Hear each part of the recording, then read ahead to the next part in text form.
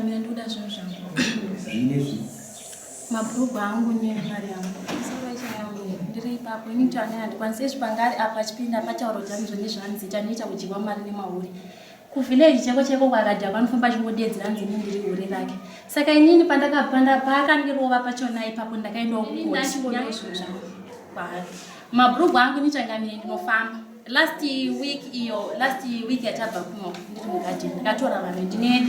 makebichi ndine 2000 plants ekebichi ndiri kuti vanhu vari kudzika kebichi nemadomasi ndakatanga kunzwa mudumbu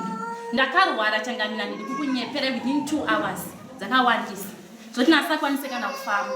ndikatorwa ndikaenda kuhospital hapana chakabuda ndikatenga mapirisi handina kupona ndikafamba ndikaenda pane vamwe gogo vekugoroko tichangoti patenofe chindundu pane vamwe gogo soanda zvemudzimu so ndikaenda zvozvichangamire bhurugwa rangu riri mumvura vakatonditi iri bhurugwa rangu riri mumvura rakatosungirwa uku kuningirikini parakatitsanga kutsanga vakatora chepakati chezvindo chavakabva vasungira chimvura chepakati nemushonga doti ndibleed saka ini ndikukumbira zvinhu zvangu changamire mukadzi wake ndiakaita izvozvo rimwe peni rangu rina iye akatiputira pakati pematishu semingani pezvinhu zvangu dzimwe hembe dzangu dzaakauya nadzo akatodhonza futi tambo